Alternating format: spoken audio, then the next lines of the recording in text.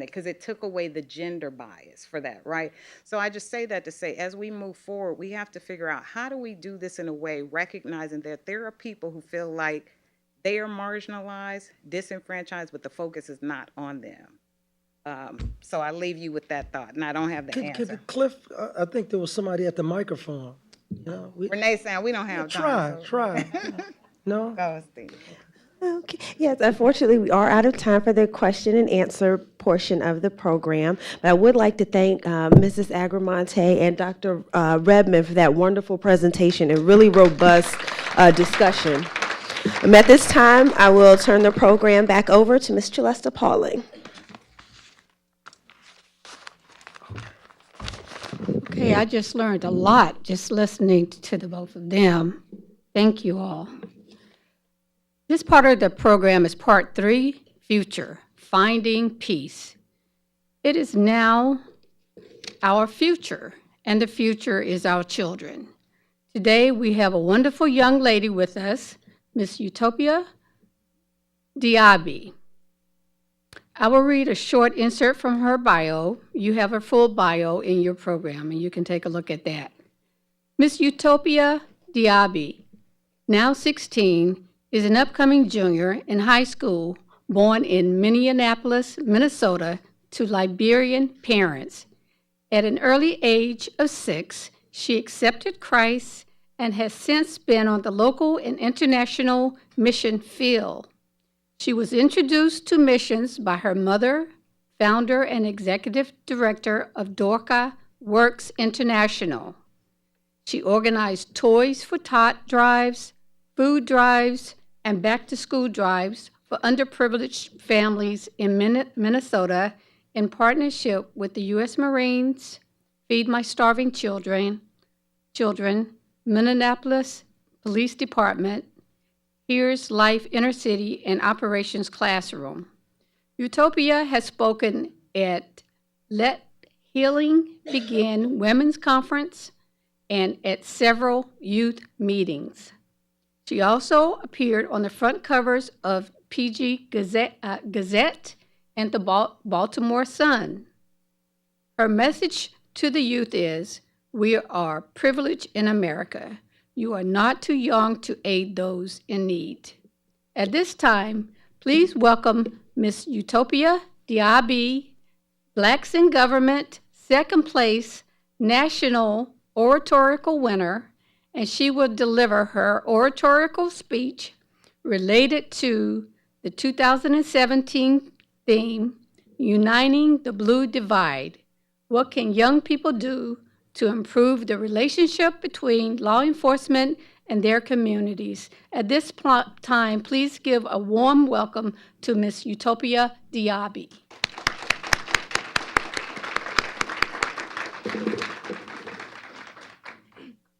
Good afternoon, everyone. Youth and law enforcement have a strained relationship. The history of Black youth and law enforcement has not always been great. A study by a University of California, Davis professor found evidence of significant bias in the killing of unarmed Black Americans relative to unarmed white Americans, in that the probability of being Black, unarmed, and shot by the police is 3.49 times the probability of being white, unarmed, and shot by the police on average. In order to improve our relationship with law enforcement, we must change our view of them and rid ourselves of any misperceptions we may have of them. From a young age, we are taught to be afraid of law enforcement officers. For example, a young boy in a grocery store with his mother starts to misbehave. An officer monitoring the store passes by them.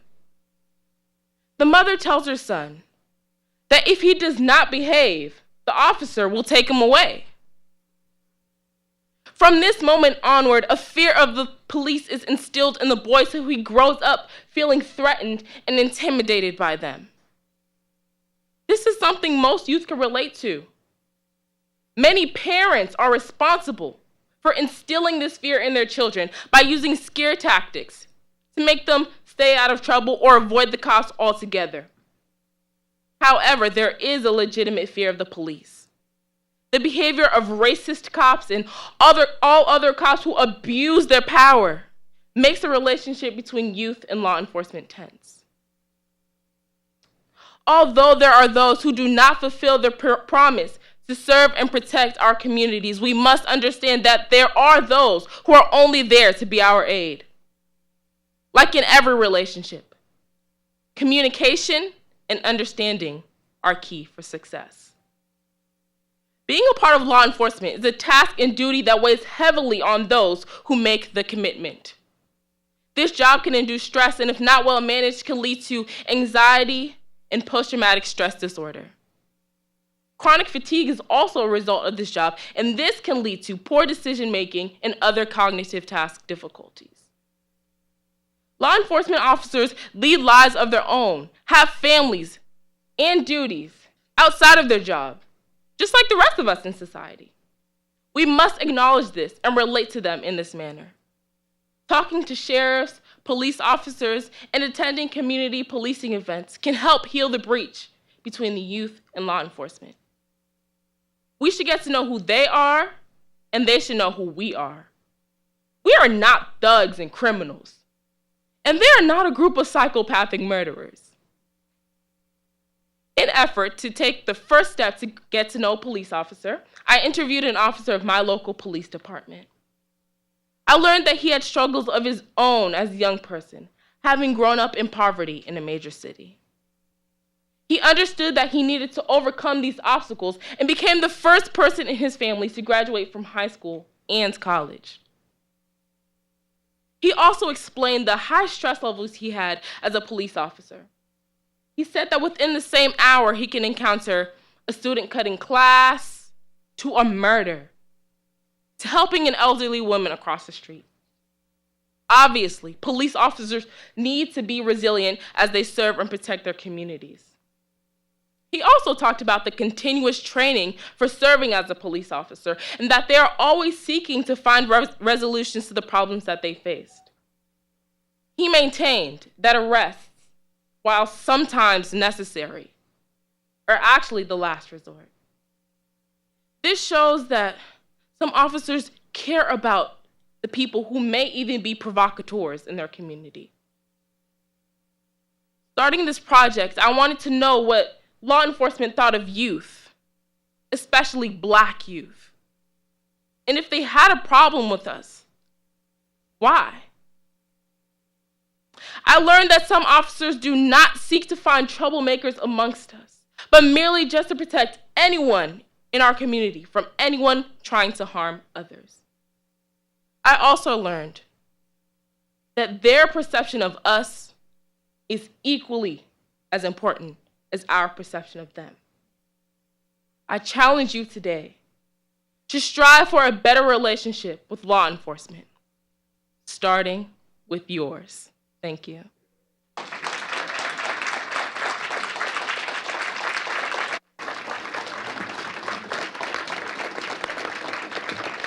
Thank you, Utopia, for that wonderful and moving presentation.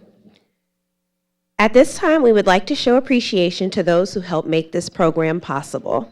Dr. Shulkin, if you could please come to the podium.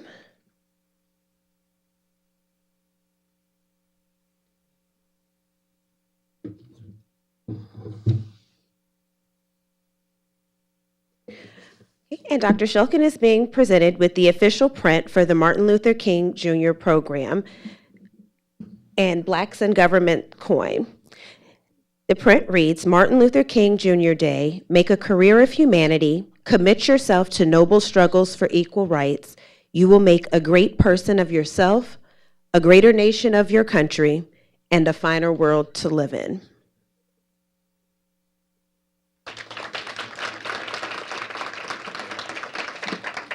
And could Miss Utopia Diabe please come to the podium?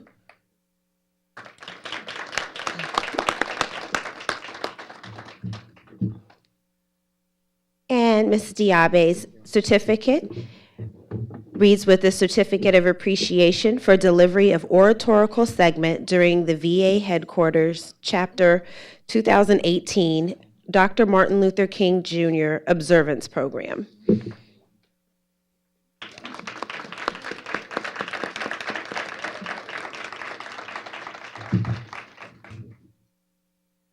And Dr. Stephen Redmond.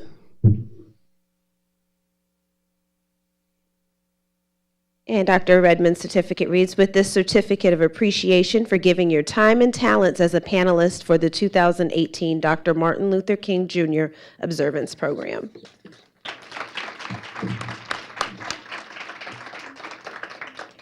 Our next certificate is for Mrs. Tanisha Agramonte.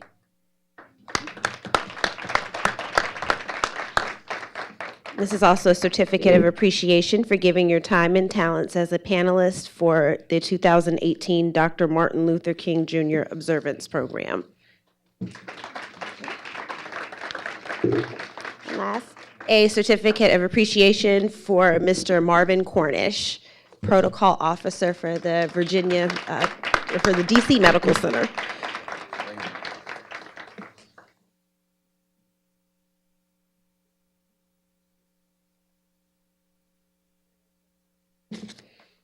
Okay, thank you. And at this time, please welcome Mr. Dwayne Mitchell, President of Blacks in Government's VA chapter, as he gives remarks on today's occasion.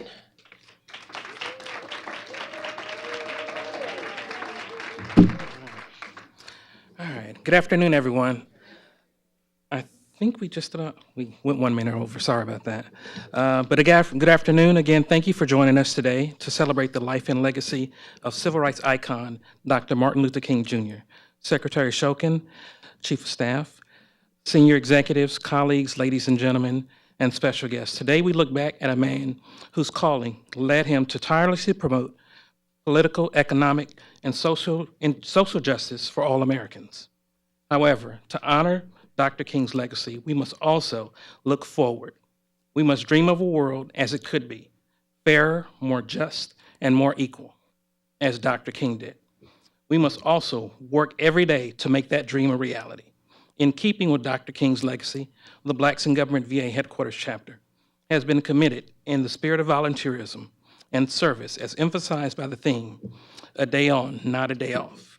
We participated in initiatives such as the MLK Day of Service, Letters to Troops, Valentine's Day cards for seniors at the Armed Forces Home, serving lunch at the Fisher House at the DC Medical Center, and we'll be participating at the DC Winter Haven Homeless Stand Down, where we have volunteers registering veterans for services, handing clothing to those in need, serving lunch and breakfast to the veterans, and lastly, our Adopt a VA initiative, led by our own Ms. Renee Allen, the Region 11 First Vice President for Blacks in Government, in coordination with the Chief of Volunteer Services at the Medical Center.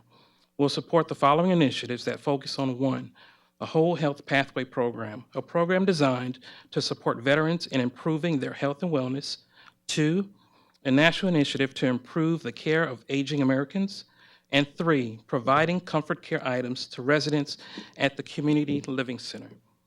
In closing, to quote Dr. King, the ultimate measure of a man is not where he stands in moments of comfort and inconvenience, but where he stands in times of challenge and controversy. The true neighbor will risk his position, his prestige, and his life for the welfare of others. In dangerous valleys and hazardous pathways, he will lift some bruised and beaten brother to a higher and more notable life. So we invite each of you next year join in honoring Dr. King as well by serving. This concludes today's program. We would once again like to thank Dr. Secretary Shokin, Chief of Staff, senior executives, Mr. Marvin Cornish, the library for this display, colleagues, ladies and gentlemen, our VA employees most of all, and my Black History Month committee. Thank you. One more thing. We have these booklets called Breaking Barriers. If you completed the quiz that was in your program, that provided you the answers. We have a limited supply of these, so see one of the individuals in the back, and please enjoy the refreshments. Thank you. Have a great day.